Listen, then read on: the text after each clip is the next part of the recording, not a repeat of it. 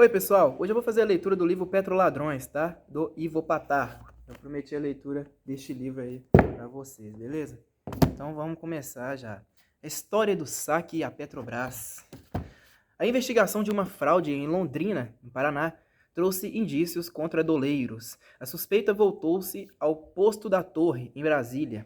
Além de comercializar combustíveis, o estabelecimento, a 3 quilômetros do Congresso Nacional, 3 quilômetros só, possuía casa de câmbio e lavanderia de roupas. Ali a Polícia Federal descobriu uma base de pagamento de propina. Nasceu então a Operação Lava Jato. O caso chegou à Petrobras. O esquema para roubar dinheiro público assumiu contornos inimagináveis. Sob a liderança do juiz federal Sérgio Moro, mais de 70 procuradores e policiais federais atuaram nas apurações. Bilhões de reais foram desviados numa trama que envolveu agentes públicos, empresários e políticos inescrupulosos. Todos endossaram maracutaias em troca de suborno.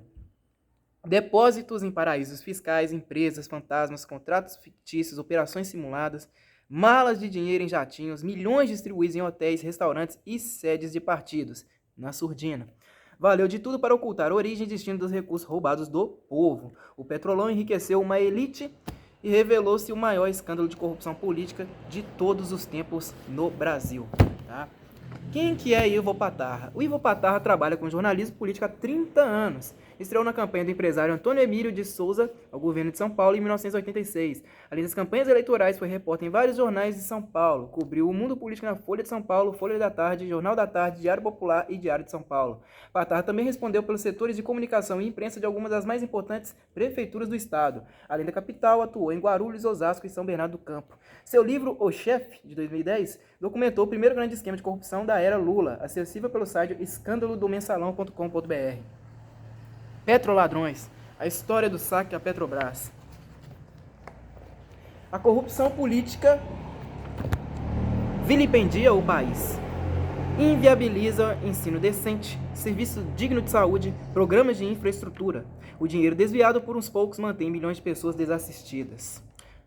Sobre o livro e o autor. Para todos que encaramos a falta de liberdade imposta pelo regime militar entre 1964 e 1985, salta aos olhos que Ivo Patarra escreve e publica Petroladrões, expondo as entranhas do governo e da política sem estar no exílio ou escondido da luz do dia para se manter vivo. É sinal inequívoco de que enfrentamos outra realidade e o jornalista dispõe de plena liberdade para divulgar o registro histórico. Não há dúvidas, somos um país livre, avançamos muito.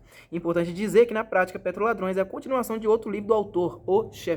O primeiro a corajosamente devassar o governo de Luiz Inácio Lula da Silva, enquanto o mais alto mandatário do país ainda exercia o poder em 2010. Ivo Patarra não esperou Lula deixar o Palácio do Planalto para denunciá-lo. Apontou-o como comandante do esquema de corrupção que estarrecia o Brasil na época. Assim como desnudou o escândalo do Mensalão em O Chefe, livro acessado mais de 1,7 milhões de vezes na internet, o autor escancara o Petrolão com a mesma autoridade de quem dispensa as meias palavras para levar ao leitor detalhes da roubalheira na Petrobras no maior esquema de corrupção política de todos os tempos no Brasil. Petroladrões traz uma dura constatação. Da mesma forma que na época dos generais presidentes, falta muito para a riqueza produzida pela nação ser direcionada ao bem-estar de todos, sem os famigerados desvios de recursos públicos que impedem a formação de uma sociedade mais justa, mais igualitária, sem essa brutal diferença entre ricos e pobres. Só seremos um país livre e desenvolvido de fato quando o dinheiro do povo for aplicado em sua totalidade no interesse da maioria da população.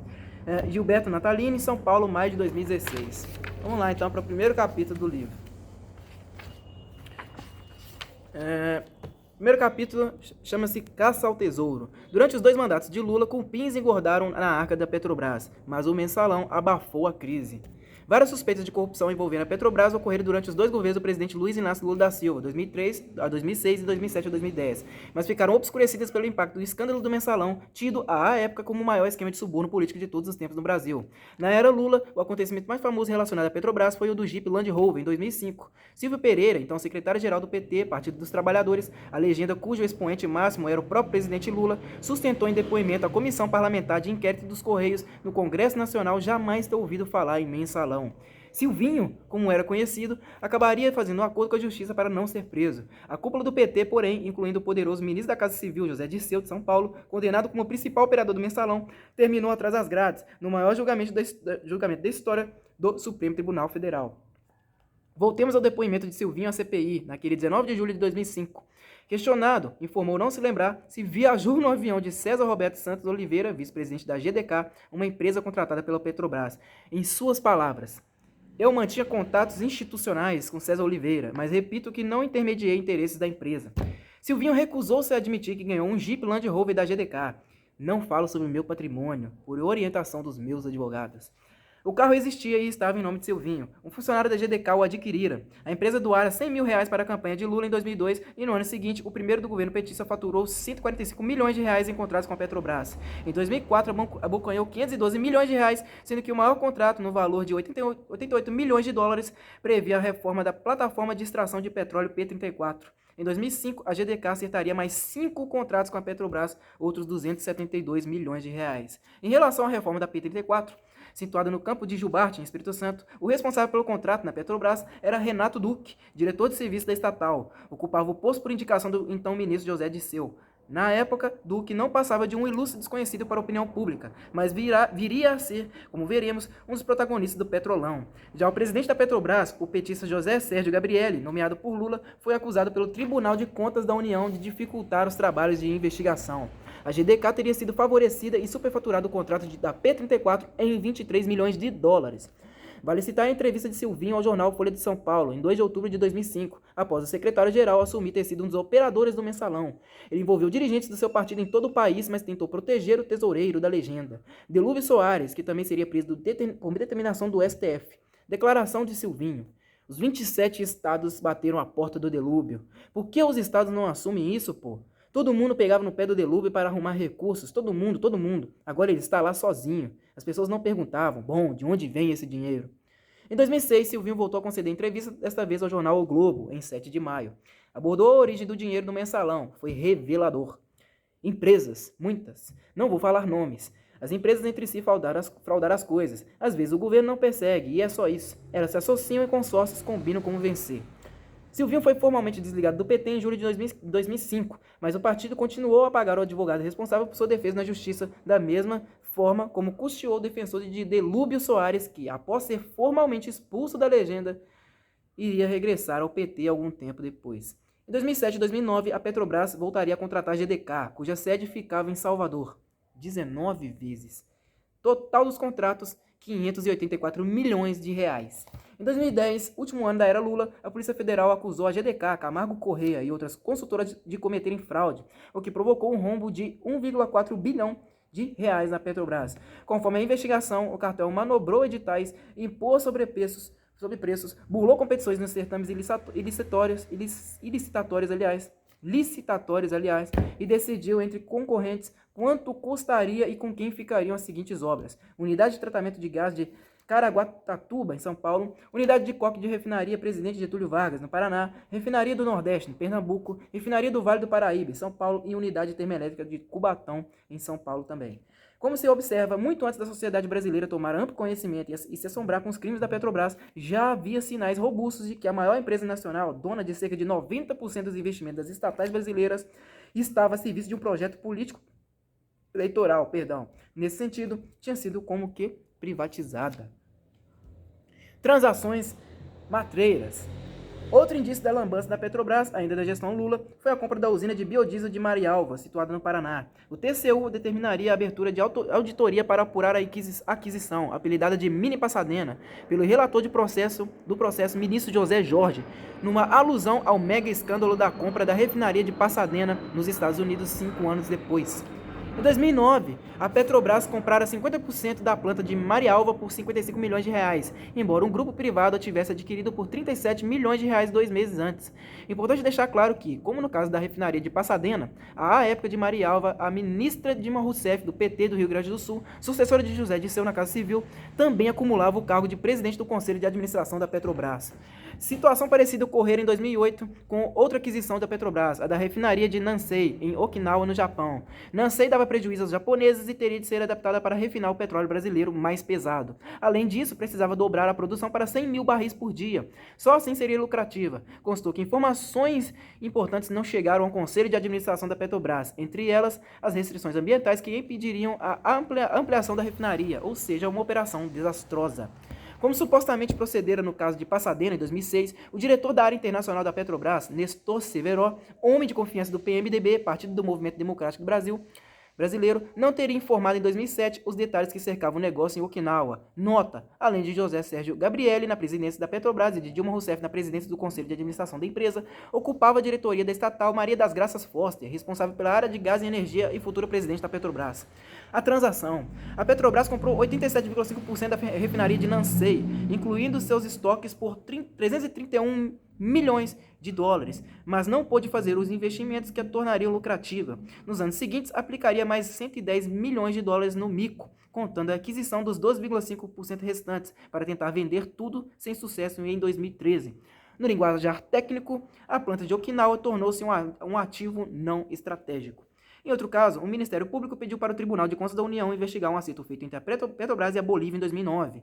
Como se sabe, Lula e o presidente boliviano Evo Morales eram aliados. José Sérgio Gabrielli, do PT da Bahia, autorizou um pagamento extra de 434 milhões de reais pelo gás boliviano importado pelo Brasil. Suspeitava-se de que a indenização, como foi justificada, seria lesiva à Petrobras. O gasoduto Urucu-Manaus é outro feito da gestão Lula. O TCU investigou em 2007 e 2008 dezenas de contratos do projeto de 400 quilômetros para abastecer a capital do Amazonas com gás da região de Urucu. Identificou 26 irregularidades nas obras sob responsabilidade do diretor de serviços Renato Duque. O aluguel de uma simples ambulância para as obras do gasoduto, relatou o repórter Jimmy Amora, da Folha de São Paulo, saiu por inacreditáveis R$800 mil. O gasoduto, orçado inicialmente em 1,2 bilhão pela Petrobras, 1,2 bilhão de reais pela Petrobras, foi inaugurado por Lula no ano eleitoral de 2010, após 3 anos de atrasos, por 4,5 bilhões de reais. Um escândalo. Entre as irregularidades apontadas, pagamentos por serviços não realizados, materiais quitados e não entregues. Auditores indicaram o uso de empresas fantasmas e indícios de falsificação de documentos pela Secretaria de Desenvolvimento Sustentável do Amazonas, parceira na obra, para justificar dispensas de licitação. Detalhe, o governador amazonense da época, Eduardo Braga, do PMDB, seria ministro de Minas e Energia no segundo mandato de Dilma Rousseff como presidente da República. No início de 2010, Lula vetou parte da lei orçamentária e autorizou gastos de 3,1 bilhões em 4 obras da Petrobras com irregularidades graves identificadas pelo TCU. Além de sobrepreço, os técnicos descobriram medições inadequadas, falta de detalhamento em orçamentos, projetos básicos deficientes, restrições à competitividade, adiantamento de pagamentos e obstrução à fiscalização dos auditores. As obras que deveriam ser paralisadas, conforme o TCU, eram as seguintes: a refinaria Abreu e Lima, em Pernambuco, Complexo Petroquímico do Rio de Janeiro, Comperj, refinaria Presidente Getúlio Vargas, no Paraná, e terminal de granéis líquidos do Porto de Barra do Riacho, no Espírito Santo. No caso da refinaria Abreu e Lima, o TCU apontou indício de superfaturamento de 96 milhões de reais e sobrepreço de 121 milhões de reais em serviços de terraplanagem. No final da administração Lula, os técnicos concluíram que Abreu e Lima, prevista para custar 2,3 bilhões de dólares, sairia por 15,6 bilhões de dólares. Não parou aí. Com o tempo, o preço da refinaria explodiu. No final de 2014, ao término do primeiro governo Dilma Rousseff, ultrapassava os 20 bilhões de dólares. O relatório do TCU de 2010 citou 34 vezes a expressão obstrução à fiscalização, ao se referir a Abreu Lima. Do documento, no caso presente, a obstrução à fiscalização do TCU configura-se pelo não encaminhamento de informações essenciais para a formação de opinião a respeito da regularidade das estimativas de custos, assim como dos orçamentos contratados. Em março de 2010, Lula levou sua candidata Dilma Rousseff para vistoriar as obras da refinaria Presidente Getúlio Vargas, localizada em Araucária, no Paraná. Aproveitou para atacar o TCU. Se tem que fazer investigação, que façam. Se tem que apurar, que apurem. Mas não vamos fazer com que um trabalhador, um brasileiro que está levando pão para sua casa, fique desempregado porque alguém está desconfiando de alguma coisa. Tradução: se houve desvios e corrupção, é um mal menor. As coisas continuariam do jeito que estavam. O relatório do TCU, o tempo revelaria, era apenas a ponta do iceberg. Nos 3 primeiros anos do governo Dilma Rousseff, a Petrobras assinaria ali 90 bilhões de dólares em contratos sem licitação. Bons serviçais. Esta introdução exige citar o engenheiro Paulo Roberto Costa, o Paulinho, como carinhosamente era chamado por Lula. Funcionário de carreira da Petrobras, ocupou o poderoso cargo do diretor de abastecimento no início da administração do PT por influência de outro partido da base aliada engendrada por Lula, o PP, Partido Progressista. Paulinho foi longe porque teve a sensibilidade de prestar bons serviços ao PT e ao PMDB, que compartilhavam o butim. Preso no rastro das investigações da Operação Lava Jato em 2014, ele se tornaria um delator importante a desvendar os caminhos do Petrolão. Um exemplo de como funcionou a dupla Lula-Dilma ocorreu em 2008, quando ela ainda era ministra da Casa Civil. 2 contratos foram assinados entre a Petrobras e a Capacitar Eventos, no valor de R$ 538 mil. Ibanez César Cassel, um dos donos da empresa contemplada, tinha laços pregressos com a então ministra, que o nomeara pela primeira vez para posição pública quando ainda ocupava o cargo de secretária de Energia, Minas e Comunicações do Rio Grande do Sul, antes do governo Lula. O ponto é que desde 2005, Cassel era diretor da empresa de pesquisa energética ligada ao Ministério de Minas e Energia, nomeada a convite de Dilma Rousseff. Mesmo assim, a Capacitar foi contratada para fazer a festa de inauguração da plataforma P53 na cidade de Rio Grande, em Rio Grande do Sul. Eleita presidente da República, Dilma Rousseff concordou com o pedido de Lula para manter José Sérgio Gabrielli na presidência da Petrobras. O plano era levá-lo em momento oportuno a ocupar cargo importante no governo da Bahia e então lançá-lo para ser o candidato à sucessão do governador baiano Jacques Wagner, do PT. A articulação não vingaria em decorrência do Petrolão. De qualquer forma, a estratégia de Lula manteve no banco de reservas Maria das Graças Foster, a preferida da presidente Dilma Rousseff para tomar conta da Petrobras. Semelhante à amiga Dilma, Graça Foster, diretora de gás e energia da Petrobras, confundia público e privado. A empresa do marido dela, o senhor Colin Vaughan Foster, assinara 42 contratos com a Petrobras, sendo 20 sem licitação, e faturou nos últimos 3 anos do governo Lula R$ 614 mil, supostamente fornecendo componentes eletrônicos para as áreas de exploração e produção da estatal. Aqui, parênteses para informar que o Ministério Público de São Paulo, no apagar das luzes do governo Lula, no final de 2010, denunciou 3 funcionários do gabinete do presidente da Petrobras, 7 delegados de polícia e um agente policial por violação do sigilo de fichas criminais de mais de 400 mil pessoas, no período de 2000 a 2009. Um espanto. A finalidade, acredita o leitor, era impedir que gatunos fossem contratados ou prestassem serviço para a Petrobras, como também demitir os malfeitores que já estavam dentro da empresa. No país da piada pronta, o óbvio. Foram à cata de milhares de pequenos batedores de carteira e deixaram à vontade uns poucos petroladrões. Só para concluir, a política da estatal era recompensar os serviços prestados pelos policiais com viagens de avião, cestas de Natal e brindes diversos como materiais de escritório. Em 28 de outubro de 2010, a 3 dias da eleição que levaria Dilma Rousseff à presidência da República, Lula cumpriu seu 67º compromisso público propagandeando a Petrobras no período referente aos 4 anos de seu segundo mandato. Pegou um helicóptero e foi ao campo de Tupi, na Bacia de Santos, a 300 quilômetros da costa, para oficialmente dar início à exploração comercial do pré-sal. Lula pôs a mão no petróleo e o cheirou. Do discurso do presidente: quando a gente quiser ter orgulho de alguma coisa neste país, a gente lembra da Petrobras, de seus engenheiros, de seus geólogos, do pessoal que é a razão maior do orgulho. Mais do que o carnaval, do que o futebol, a Petrobras é a certeza e a convicção de que esse país será uma grande nação. Nas páginas deste livro, o dia a dia do escândalo do Petrolão, as novas descobertas, os desdobramentos, como evoluíram as investigações que estarreceram o país, o saque à Petrobras. Capítulo 2, Gatunos do Brasil, univos. O governo mexe-se criativamente para impedir o mega escândalo do Petrolão. Ao manter os mesmos dirigentes do governo Lula no comando da Petrobras, a presidente Dilma Rousseff desperdiçou a oportunidade de, logo no início de sua administração, controlar a estatal e acabar com a roubalheira. Ainda antes da Lava Jato e da descoberta do Petrolão, sucessivos pequenos escândalos já punham às claras os delitos e a politização da gerência da principal empresa brasileira.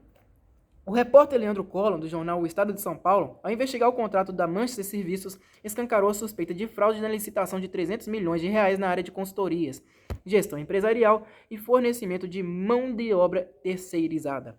Detalhe: o senador Eunício Oliveira, do PMDB do Ceará, um ex-ministro das comunicações do presidente Lula, era dono de 50% da Manchester. Em conluio com a Petrobras, a empresa teria recebido informações privilegiadas com antecedência para vencer uma licitação. De posse dos nomes dos outros concorrentes que disputavam o certame, propôs a eles uma negociata. Conforme a denúncia, emissários da Manchester, usando o nome de Eunício Oliveira, ofereciam até R$ 6 milhões em dinheiro vivo em troca de cobertura na licitação. As empresas apresentariam propostas com valores mais altos e a Manchester se sagraria vencedora. O problema foi a Cibla Engenharia, que recusou a oferta e decidiu disputar a licitação para valer. A Manchester propunha que as derrotadas seriam vencedoras em disputas futuras e o processo de rateio para os próximos contratos prosseguiria sempre com valores superfaturados. Além de inviabilizar o cartel, o que é raro, a Cibla decidiu denunciar a trama. A história foi parar no jornal. Soube-se que a Manchester sugeria às adversárias pedirem mais de R$ 390 milhões para prestar os serviços, possibilitando a ela vencer a licitação com oferta de R$ 380 milhões. Sem um acerto, a empresa do senador, para não correr risco, propôs R$ 299 milhões. O dia da abertura das propostas, em 31 de março de 2011, revelou que a Cibla pedira R$ 235 milhões. Nota ao leitor: A licitação se deu em âmbito da Diretoria de Serviços da Petrobras, sob o comando de Renato Duque, indicado para o cargo por José Dirceu, do PT de São Paulo, no tempo em que o cacique petista era o poderoso ministro da Casa Civil de Lula e colega do ministro Eunício Oliveira. Resultado, arrumaram um jeito de desclassificar a Cibla, consideraram inexequível a sua proposta, 64 milhões de reais inferior, e deram o contrato a Manchester. No primeiro governo Dilma Rousseff, de 2011 a 2014, estourou também o caso da parceria entre a Petrobras e a CUT, a Central Única dos Trabalhadores, o braço sindical do PT.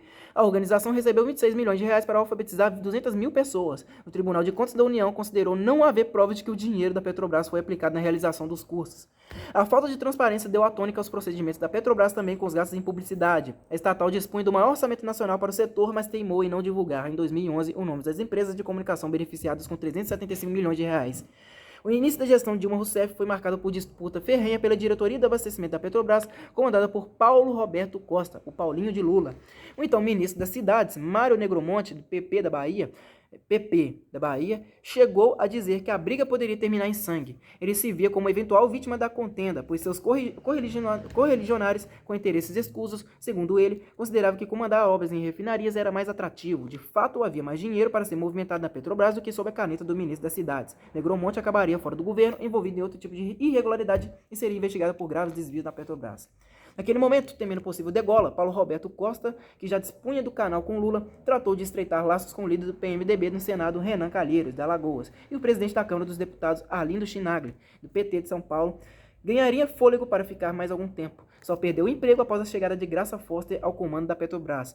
Depois de 9 anos, em abril de 2012, viu-se obrigado a deixar a estatal. Saiu com outro colega que, da mesma forma, costumava dar as cartas na petroleira, Renato Duque, diretor de serviços. A justificativa para a demissão de Paulinho foi a notícia de que Dilma Rousseff andava insatisfeita com os atrasos nas obras da refinaria Abreu e Lima, em Pernambuco, uma falha atribuída à diretoria de abastecimento. A desculpa divulgada, no entanto, foram os atrasos nas obras do Complexo Petroquímico do Rio de Janeiro e da refinaria Duque de Caxias, também no Rio. Ambas tocadas pela empreiteira Delta, cuja má fama nacional vinha do envolvimento com o esquema do empresário do jogo Carlinhos Cachoeira, bode expiatório das mazelas da época. Com as costas quentes, Paulo Roberto Costa declarou à imprensa: "Não tem nada que me desabone, não é demissão, foi mais uma etapa." Outro que logo caiu em desgraça no governo de Dilma Rousseff, Antônio Palocci, do PT de São Paulo. Metido em escândalos após a descoberta de que seu patrimônio se multiplicara 20 vezes graças à sua empresa de consultoria econômico-financeira. Palocci deixou o Ministério da Casa Civil em 2011. Perdeu também a boquinha no Conselho de Administração da Petrobras. Participava de uma reunião por mês, remuneração mensal de 6.670 reais. Uma das clientes do consultor Antônio Palocci, a construtora W Torre, mantinha negócio com a Petrobras. Ficava difícil demonstrar que a consultoria de Antônio Palocci não era vantagem indevida. Chineladas em baratas. Àquela altura, Dilma Rousseff adotara a política do dinheiro, do chinelo, aliás. Ficava bem com a imprensa. Se a barata saísse do ralo, isto é, se os malfeitos, palavra que adotara para minimizar gatunagens, viessem à luz com escândalos publicados nos jornais, chinelada nela. Ministros caíram, vários, mas o desenrolar do Petrolão bem mostraria que a presidente da República não se preocupou em jogar inseticida no ralo. Quem sobreviverá? Quem sobreviveria? Também deixou o Conselho de Administração da Petrobras em abril de 2011 o engenheiro Silas Rondô. Era o mesmo aliado do senador José Sarney do PMDB do Amapá, forçado a sair do Ministério de Minas e Energia em 2007, 4 anos antes, em mais um escândalo de corrupção na era Lula. Rondô afastara-se do cargo que lhe dava visibilidade, mas dentro do ralo segurou a sinecura do Conselho de Administração da Petrobras. Seu problema foi o aperto da Polícia Federal e do Ministério Público Federal, que desde o início do governo Dilma Rousseff apontavam um suposto tráfico de influência de Silas Rondô em estatais da área de energia, incluindo a Petrobras. Ele teria envolvimento com o negócio de Fernando Sarney, filho do senador e alvo da investigação. Conforme apurado, Silas Rondô seria sócio oculto de escritórios de consultoria que receberiam recursos por serviços supostamente prestados a empresas privadas. Para o leitor desavisado, Silas Rondô deixou o Ministério de Minas e Energia em 2007 acusado de receber 100 mil reais de propina para favorecer empresas privadas em obras federais. Foi denunciado no ano seguinte por corrupção e formação de quadrilha, mas só em 2011 o governo do PT achou melhor tirá-lo do Conselho de Administração da Petrobras. Outro caso que fez o Brasil parecer a casa da mãe Joana foram os contratos de 732 milhões de reais firmados entre a Petrobras e empresas ligadas a funcionários ou seus parentes. Em abril de 2013, já no terceiro ano da gestão de Dilma Rousseff, o TCU aprovou o relatório apontando as práticas. Segundo a denúncia, entre 2009 e 2011, 19 funcionários comissionados da Petrobras, todos com cargos de indicação política, tinham parentes, sócios ou administradores em 25 empresas ou entidades contratadas pela estatal. O valor total dos 81 contratos firmados, 712 milhões de reais. O TCU também analisou 31 contratos que somavam 20 milhões de reais e encontrou 20 funcionários da Petrobras como sócios, com ao menos 10% das ações das empresas fornecedoras agraciadas pela estatal. Ainda candidata a presidente da República em maio de 2010, Dilma Rousseff foi com Lula à cerimônia do lançamento ao mar do navio petroleiro João Cândido. A nova embarcação marcava um novo ciclo da indústria naval brasileira, como frisou em discurso o então presidente da Petrobras, José Sérgio Gabrielli, do PT da Bahia. Na festa em Ipojuca, no Pernambuco, onde se localizava o estaleiro, Lula e Dilma abraçaram operários, distribuíram autógrafos, posaram para fotografias ao lado da embarcação. Afinal, era o primeiro de 22 petroleiros que seriam fabricados em território nacional para ganhar os 7 mares. Longe das imagens da televisão, porém, o petroleiro não deixou o estaleiro. Um ano após o lançamento, o João Cândido não transportara 1 litro sequer de petróleo. Continuava em obras e a responsabilidade pelo contrato era da Transpetro, uma subsidiária da Petrobras, cujo presidente vinha a ser o ex-senador Sérgio Machado. Homem de confiança do senador Renan Calheiros, do PMDB do Alagoas. Machado, mantido no cargo por 11 anos, só caiu em 2014 envolvido no Petrolão. Maléficas traficâncias. Em 2009, criou-se um arremedo de comissão parlamentar de inquérito para supostamente investigar traficâncias na Petrobras. Serviu mesmo para que o ex-presidente Fernando Collor, do PTB da Alagoas, um velho inimigo do PT, representante do PTB na CPI, renovasse sua aliança com a administração petista. Após reunir-se com Lula, teria indicado 3 diretores para a BR Distribuidora, outra subsidiária da Petrobras. O governo Dilma Rousseff manteve-os nos cargos. Como revelou a revista Época, Dilma Rousseff presenciou a reunião da BR Distribuidora em que o Conselho de Administração da Petrobras ratificou os 3 homens de Fernando Collor. Uma outra diretoria da subsidiária estava nas mãos de um grupo de deputados federais do PT, formado por Cândido Vacareza, de São Paulo, José Mentor, de São Paulo, Gilmar Tato, de São Paulo, Vander Lobé, de Mato Grosso do Sul, e André Vargas, do Paraná.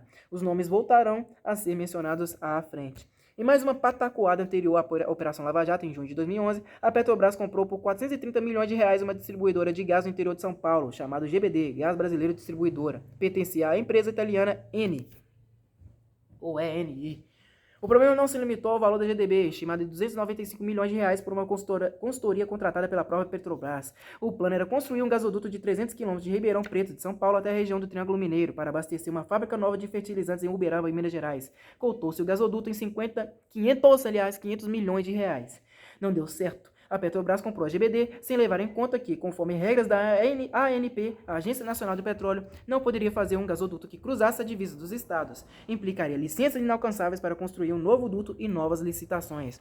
Com a complicação, a Petrobras agasalhou o mico da GBD no colo e partiu para uma solução ainda mais onerosa. Um gasoduto de 1,8 bilhão de dólares de 500 quilômetros entre Betim, em Minas Gerais, e Uberaba. Parece difícil de acreditar. Além do mal dos desvios, da incompetência e das mais traficâncias, a injeção milionária de dinheiro da Petrobras complicou a situação da população em numerosos rincões do Brasil. Um exemplo é a desorganização propiciada pela estatal em Coari, no Amazonas. Com as reservas de petróleo descobertas no município amazonense, vieram projetos e royalties. De 2005 a 2011, a cidade arrecadou mais de 300 milhões de reais com a exploração de óleo e gás em seu território. A população cresceu, dobrou para 76 mil habitantes em 20 anos. Com o tempo, a Petrobras deixou de financiar projetos sociais, sem contar as investigações sobre prefeitos acusados de embolsar dinheiro dos royalties. A consequência foi analfabetismo, desemprego, pobreza, falta de serviços básicos e aumento da criminalidade. Apesar da riqueza do lugar por onde passava o gasoduto Urucu-Manaus, o município não dispunha do esgoto tratado. As ruas eram de terra e, conforme a reportagem do jornal Estado de São Paulo, as moscas tomavam conta de tudo. Peixes, frutas e legumes eram lavados em água sem tratamento e expostos no chão para os moradores. Do jurista Hélio Bicudo a este repórter em março de 2015. Sempre tive a convicção de que Lula seria a pessoa indicada para dirigir o Brasil. Quando eu o conheci, ele vivia numa casa com menos de 30 metros quadrados. Não tinha nada. Hoje, as informações existentes dão conta de que se tornou, com os filhos, um homem rico. Muito rico. A verdade é que salário do presidente da República não enriquece ninguém. O que aconteceu foi uma grande decepção. Em vez de cuidar da Fazenda Nacional, o Lula tratou de cuidar da própria Fazenda. A prioridade acabou sendo, então, desfrutar o governo e não a de governar. Lula estava interessado na carreira política e não no Brasil. Choque! O Brasil estremece. Capítulo 3. A Polícia Federal denuncia movimentação de 10 bilhões de reais e deflagra a Operação Lava Jato. Março de 2014, dia 17. Nada menos que 400 policiais federais foram mobilizados nas diversas ações deflagradas em 17 cidades de 6 estados e do Distrito Federal para prender 24 pessoas acusadas de fazer parte de um esquema de desvios, fraudes financeiras e lavagem de dinheiro. Estimava-se que a organização criminosa teria movimentado cerca de 10 bilhões de reais apenas entre 2009 e 2013. Entre os prisioneiros da Operação Lava Jato estava o doleiro Alberto Youssef. Ele foi preso com 7 telefones celulares em São Luís do Maranhão. Em uma de suas empresas, em São Paulo, os agentes apreenderam aí outros 27 celulares. Velho conhecido da polícia, Alberto Youssef, também conhecido como Primo, vinha sendo investigado pelos federais por ter presenteado o diretor de abastecimento da Petrobras, Paulo Roberto da Costa, um ano antes, com o automóvel Range Rover Evoque avaliado em R$250 mil. 2 dias antes da operação, a doleira Nelma Mitsu Penasso Kodama, uma ex-namorada de Alberto Youssef, foi presa no Aeroporto Internacional de São Paulo. Tentava fugir para a Itália. Tinha 200 mil euros na calcinha, conforme a Polícia Federal. A investigação apurou que Nelma Penasso Kodama, antes da fuga desastrada, chegou a propor a Youssef que ambos partissem juntos do campo de Marte, em São Paulo, usando o helicóptero modelo Augusta. Desconfiavam de que algo poderia acontecer. Do diálogo interceptado. Se quiser, temos um Augusta no Marte à nossa disposição, ok? Tá na mão. Entre os prisioneiros da Lava Jato, outro nome conhecido era o de Enivaldo Quadrado, condenado a 3 anos e 6 meses de prisão por envolvimento no escândalo do Mensalão. Cumprira pena alternativa. Antes daquele histórico 17 de março acabar, os federais apreenderiam ali, então, 25 veículos, dinheiro, joias e obras de arte, no total estimado em 5 milhões de reais. Nas semanas seguintes, as apreensões seriam maiores. De Alberto Youssef, a Polícia Federal confiscou entre objetos valiosos, joias e uma coleção de 11 relógios da marca suíça Rolex, sendo um deles com pedras preciosas. Na casa de Nelma Penasso Kodama havia 16 obras de arte, incluindo o quadro original de Di Cavalcante, avaliado em 3 milhões de dólares, e um veículo Porsche Cayman de 225 mil reais, registrado em nome de um laranja. Os federais interditaram helicóptero, avião a jato, imóveis em Miami e farta quantia de dinheiro em espécie na forma de dólares, euros e reais. Paulinho, por exemplo, ficaria sem uma lancha de 2 milhões de reais. Durante as investigações, ele devolveria 70 milhões de reais, sendo 23 milhões de dólares em depósito na Suíça, e entregou um terreno em Mangaratiba, no Rio de Janeiro. Os presos foram conduzidos para a Superintendência da Polícia Federal, em Curitiba, e o delegado Márcio Anselmo, coordenador da operação, concedeu entrevista à imprensa. Um dos objetivos era cortar o fluxo financeiro feito pelos doleiros, que incluía, entre as atividades ilícitas, o comércio ilegal de diamantes. Além de Youssef e Nelma, a carceragem da Polícia Federal na capital do Paraná recolheu os doleiros Raul Srou e Carlos Habib Chater. É cada nome aqui, pelo amor de Deus, hein? As atividades de Carlos Habib Chater inspiraram o nome da Lava Jato. Foi apontado como o dono do posto de combustíveis conhecido como Posto da Torre, nas proximidades da famosa Torre de TV de Brasília, a cerca de 3 km do Congresso Nacional, estabelecimento que oferecia a casa de câmbio Valor Tour, e, entre outras lojas, uma lavanderia de roupas em ponto movimentado da capital federal. A Polícia Federal acusou Chater, ao lado de Youssef, de lavar dinheiro sujo e do Posto da Torre, conforme a denúncia, comandar uma organização criminosa destinada a fazer operações de instituição financeira sem autorização legal, efetuando operações de câmbio não autorizadas para o fim de promover a evasão de divisas do país. A investigação apurou que o local era usado por políticos que recebiam dinheiro de propina. Em depoimento, Alberto Youssef confirmaria que Carlos Habib Chater era intermediário da entrega de propina a agentes públicos e políticos envolvidos no Petrolão. A Lava Jato não teria alcançado resultados tão expressivos se não fosse o juiz federal Sérgio Moro do Paraná. Ele ficou conhecido em 2003 no caso das remessas ilegais de cerca de 30 bilhões de dólares no escândalo do Banestado. No ano seguinte, participou da Operação Farol da Colina, que terminou com a prisão de 63 doleiros. É um herói. Sérgio Moro é, sem sombra de dúvidas, um herói. Uma amostra do trabalho do juiz, linha dura, se deu durante a tomada de um dos depoimentos. No diálogo, Sérgio Moro pressionou Alberto Youssef sobre a origem do dinheiro do Petrolão. O doleiro respondeu: comissionamento de empreiteiras, decorrente de contratos com a administração pública em geral, propina? Sim, senhor, excelência.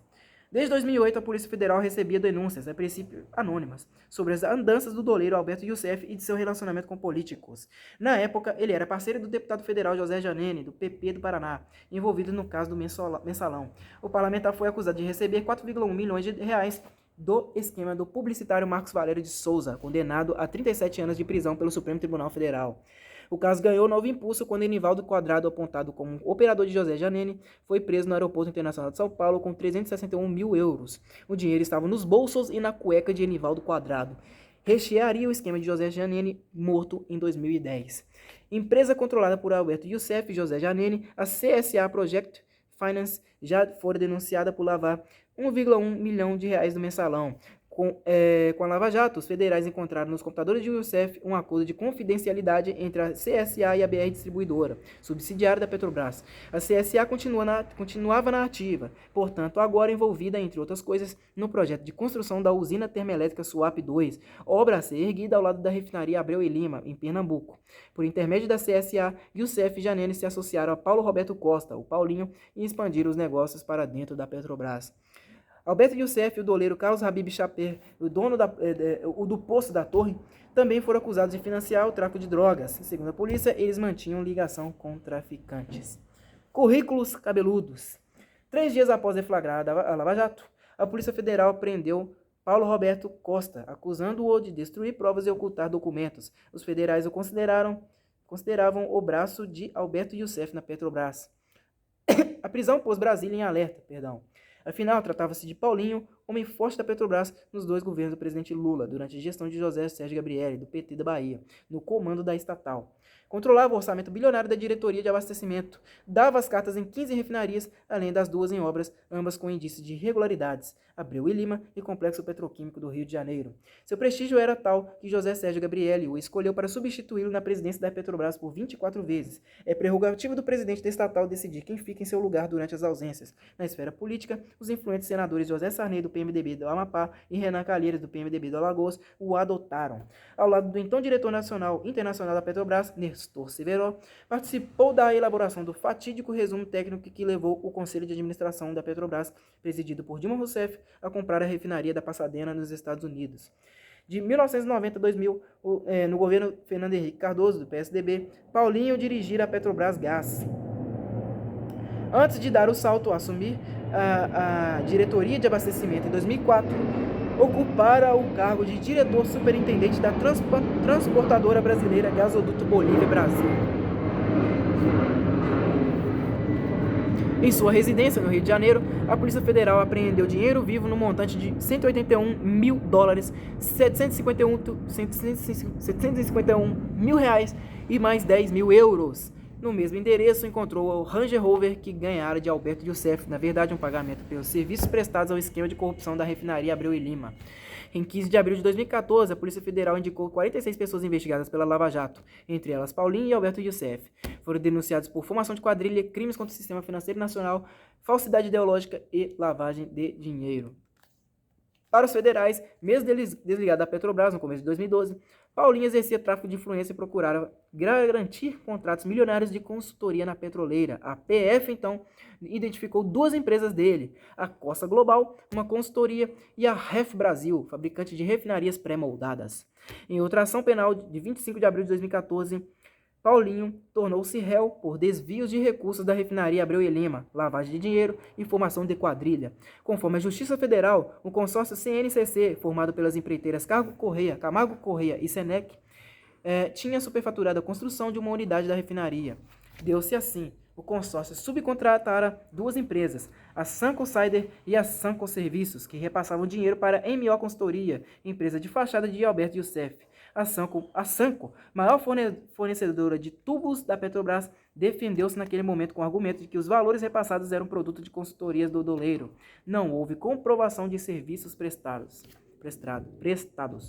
A MO Consultoria teria enchido os bolsos de Paulinho e de agentes públicos e políticos corrompidos pelo esquema, além, claro, de garantir as comissões de Alberto Youssef. Em mais um desdobramento da Lava Jato, a Justiça Federal do Paraná abriu em 24 de julho de 2014 novo processo criminal contra Youssef. Ele foi denunciado por operações irregulares de instituição financeira e evasão de divisas no total de 78,2 milhões de dólares. Conforme a acusação, o doleiro fez 1.114 contratos de câmbio fraudulentos usando 2 empresas offshore. O dinheiro forjou pagamentos de importações simuladas. Entre os denunciados estava a doleira Nelma Mitsu Penasso Kodama, a ex-namorada de Youssef, e João Procópio de Almeida Prado, apontado como laranja de Youssef. As operações teriam sido realizadas entre 2011 e 2014 por meio das offshores DGX, IMP, EXP e RFY IMP, EXP, João Procópio, EXP. Continuar. João Procópio de Almeida Prado teria usado a GFD Investimentos de Youssef. A Suíça bloquearia 5 milhões de dólares em contas atribuídas ao doleiro naquele dia. Naquele país, aliás. Segundo a denúncia, Rafael Ângulo Lopes, também acusado, trabalhava na GFD, onde seria o responsável pelas finanças de Youssef, realizando atividades de saque, entrega, recebimento de valores e transporte de dinheiro em espécie, reais e dólares. No cofre existente na sala de Lopes teriam sido apreendidos 1,4 milhões de reais e outros 20 mil dólares. Em uma maleta encontrada no local havia aproximadamente 500 mil reais. Esquema Youssef. Grande vitória da Lava Jato deu-se em 22 de agosto de 2014, quando Paulo Roberto Costa, o Paulinho, aceitou fazer delação premiada, ou seja, contar o que sabia em troca de um possível abrandamento da pena. A decisão do executivo, que ocupou a diretoria de abastecimento da Petrobras, ocorreu após a Polícia Federal vasculhar as sedes de 3 empresas ligadas a ele na cidade do Rio de Janeiro, inclusive uma em nome de sua filha, Ariana Azevedo Costa Bachmann. Paulinho quis preservar parentes e amigos que também tinham se tornado alvo da Lava Jato. E, importante, evitar uma condenação calculada naquele momento em 40 anos de prisão. De acordo com a análise do Ministério Público Federal sobre o patrimônio de familiares e amigos de Paulinho, há uma grande série de coincidências implausíveis, como serem os pagadores de tais empresas, coincidentemente, empresas sob influência de Paulo Roberto, e terem os sócios vertiginoso acréscimo patrimonial, havendo decréscimo de receita após a saída de Paulo Roberto da Petrobras. As 3 empresas mantinham contratos com fornecedoras da Petrobras e, segundo os investigadores, serviam para justificar repasses de propina a Paulinho. O procurador da República, Carlos Fernando Lima, explicou ao repórter Mário César Carvalho, da Folha de São Paulo, qual a característica comum das empresas, sendo que 8 delas tinham o mesmo endereço na Barra da Tijuca, no Rio de Janeiro. Nenhum empregado, nenhuma expertise e pagamentos de empreiteiras que prestaram serviços à Petrobras sem justificativa. Entre os papéis apreendidos pelos federais nos endereços revistados, havia uma caderneta de Paulinho com apontamentos sobre supostas doações de 28,5 milhões de reais para o PP, feitas em 2010. A essa altura, o ex-diretor da Petrobras estava preso pela segunda vez, da primeira após ser acusado de ocultar provas e de destruir documentos. Fora solto por decisão do Supremo Tribunal Federal. Prenderam-no de novo depois de autoridades suíças relatarem que ele possuía 23 milhões de dólares em depósitos naquele país. O ministro Teori Savasky, do STF, determinou em 3 de dezembro de 2014 a soltura do ex-diretor de serviço da Petrobras, Renato Duque, que ocupara cargo na estatal indicado pelo PT. O juiz Sérgio Moro não gostou e rejeitou pedidos de advogados para livrar da prisão executivos acusados de pertencer ao cartel das empreiteiras. Nas palavras do juiz, há provas de esquema criminoso duradouro e sistemático para frustrar licitações da Petrobras, impor preços em contratos públicos sem concorrência real, lavar recursos obtidos nos crimes e, com eles, efetuar remunerações a agentes públicos, inclusive a diretores e gerentes da Petrobras. Uma planilha de Alberto Youssef, apreendida no início dos trabalhos da Lava Jato, deu o que falar. Relacionava em 34 páginas 747 obras, trazendo custos a empreiteiras revolvidas. Abrangia reformas em aeroportos, portos, obras de saneamento, redes de gás em vários estados e até no metrô de São Paulo.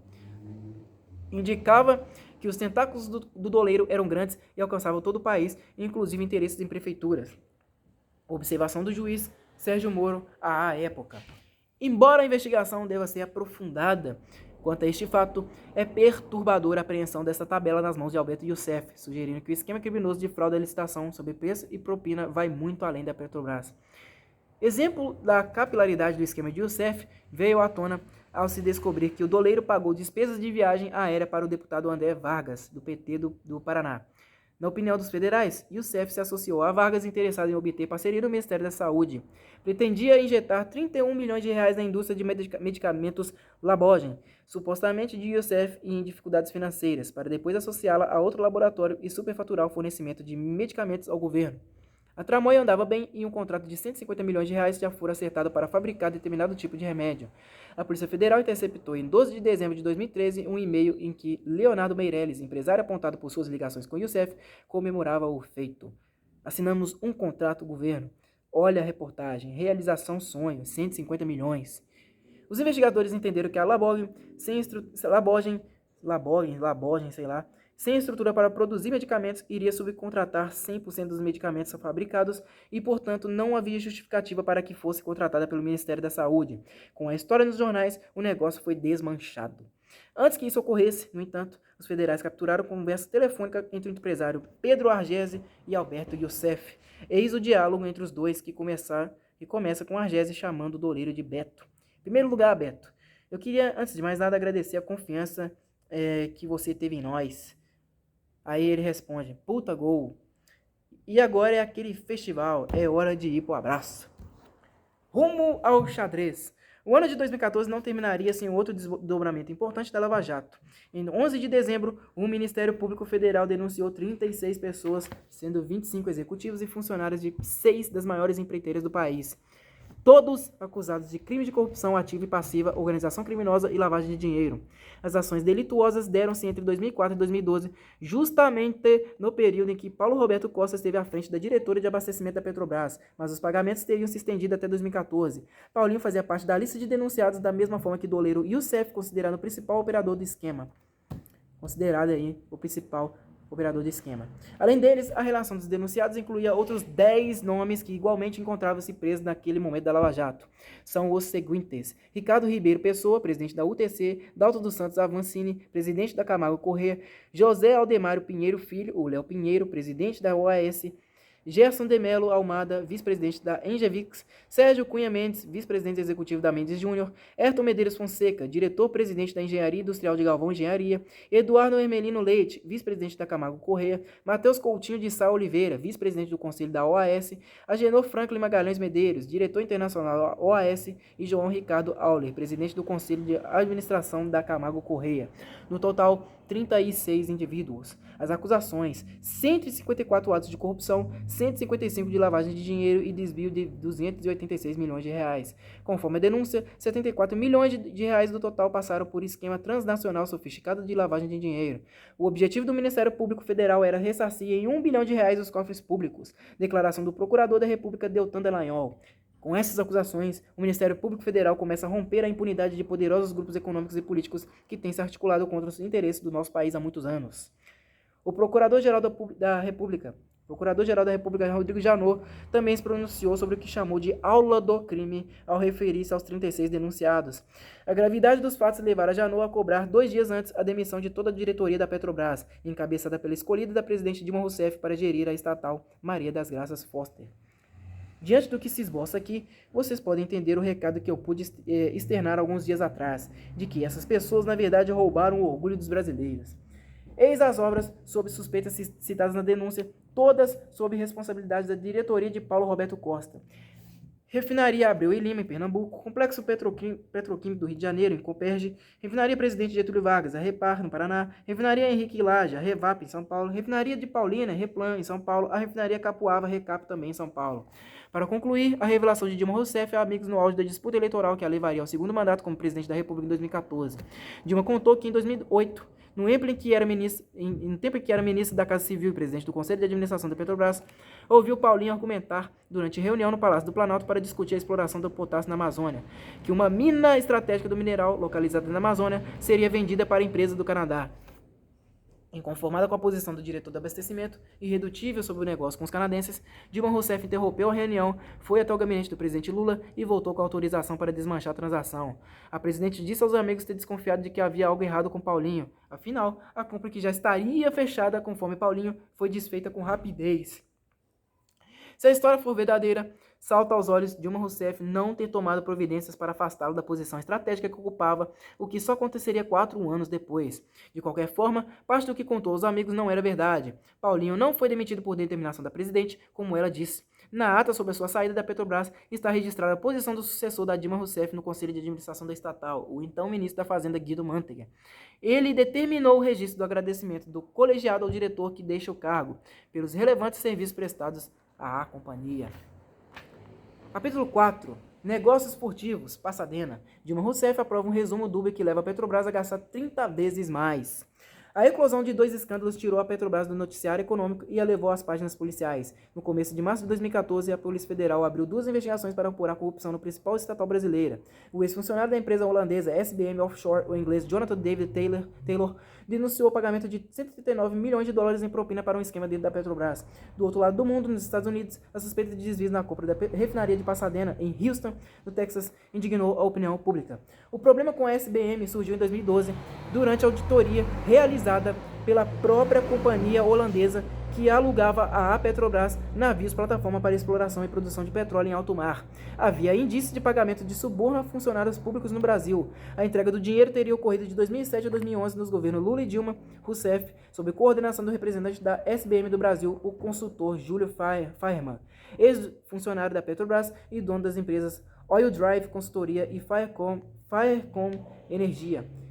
Segundo a acusação, a propina era de 3% do valor dos contratos, dos quais 1% para Fireman e 2% a funcionários da Petrobras. Em relação ao negócio de Pasadena, a coisa azedou quando a presidente Dilma Rousseff reconheceu em 18 de março de 2014 que, como presidente do Conselho de Administração da Petrobras em 2006, votou a favor da compra da refinaria com base em um resumo executivo da nota divulgada pela presidente da República. Posteriormente, soube-se que tal resumo era técnica e juridicamente falho, pois omitia qualquer referência às cláusulas Marlin e Put Option, que integravam o contrato que, se conhecidas, seguramente não seriam aprovadas pelo Conselho. Vamos por partes. Em 2005, a empresa belga Astra Oil adquiriu a refinaria de Pasadena, pagou 42,5 milhões de dólares. Após decisão do Conselho de Administração da Petrobras, presidido por Dilma Rousseff, a estatal brasileira decidiu comprar um ano depois por 360 milhões de dólares, 50% da planta industrial de Pasadena.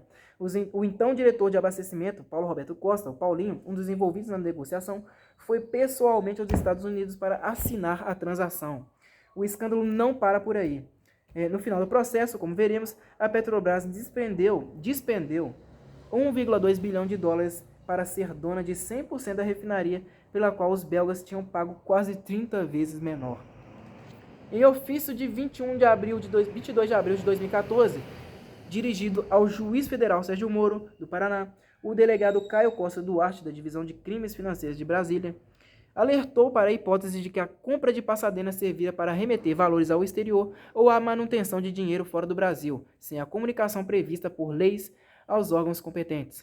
Do ofício, a citada refinaria teria sido comprada por valores vultosos, em dissonância com o mercado internacional, o que reforça a possibilidade de desvio de parte dos recursos para pagamento de propinas e abastecimento de grupos criminosos envolvidos no ramo petroleiro. E mais, acrescentando-se a isso, apura-se possível existência de uma organização criminosa no seio da empresa Petrobras, que atuaria desviando recursos com consequente remessa de valores ao exterior e retorno do numerário via empresas offshore. Não havia explicações razoáveis para vários aspectos da aquisição da refinaria norte-americana. Um deles chamava a atenção. Dilma Rousseff admitiu que só soube do resumo executivo 2 anos depois. Portanto, estava implícito que fora enganada pelo então diretor internacional da Petrobras, Nestor Severo, o responsável pela elaboração do tal texto abreviado.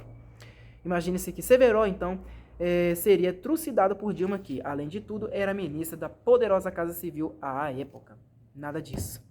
O engenheiro químico Nestor Severo chegara ao posto estratégico na estatal federal em 2003, primeiro ano do governo Lula, graças a um acordo entre o PT e o PMDB, responsáveis pela divisão daquela parte do butim.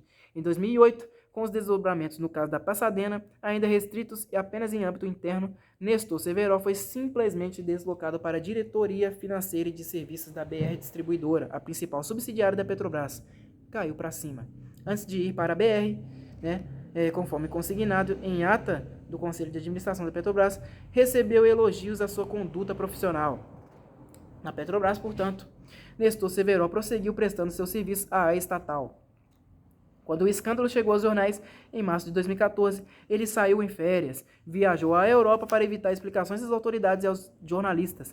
Só no dia 21 daquele mês foi exonerado da subsidiária da Petrobras, 8 anos depois do contrato de Pasadena. Vale reproduzir o diálogo entre os senadores Renan Calheiros, do PMDB de Alagoas, e Delcídio Amaral, do PT, do Mato Grosso do Sul, sob a autoria da indicação de Nestor Severo à Petrobras. As palavras de Renan com ironia e a resposta de Amaral. O Delcídio tem que ficar despreocupado porque certamente o Delcídio não indicou Severo para o Severo roubar a Petrobras. O PMDB participou, era representado na diretoria internacional pelos Nestor Severo, isso é fato sabido. O Renan tinha toda a ascendência sobre o Severo. Na nota em que culpou Severo, Dilma Rousseff informou que a Petrobras tomou providências, ainda em 2008, para apurar prejuízos e responsabilidades sobre o negócio de Pasadena. Não é verdade. Não houve investigação alguma. A estatal só abriu sindicância interna em março de 2014, com base em justificativa da presidente Maria das Graças Foster, segundo a qual era desconhecido um certo comitê de proprietários de Pasadena. Conclusão, haveria uma gestão paralela com superpoderes. De graça, Foster. Fui surpreendida pela informação. O representante brasileiro no comitê era Paulo Roberto Costa, o Paulinho, o diretor de abastecimento que só se tornaria anos depois delator da Lava Jato. Graça Foster fez um escarcéu por causa do tal comitê, mas as suas funções estavam previstas no acordo de acionistas firmado entre a Petrobras e a Astra Oil em 2006. O estardalhaço de Graça Foster pareceu mesmo uma manobra diversionista. Afinal, Paulinho foi escolhido e nomeado para o comitê por decisão da própria Petrobras. Além de Dilma Rousseff, integrava um conselho de administração que aprovou a aquisição de Pasadena naquele ano de 2006, nomes como do então ministro da Fazenda Antônio Palocci, do PT de São Paulo. Ligeiro, ele declarou aos jornalistas não se lembrar da reunião na qual se decidiu comprar a refinaria.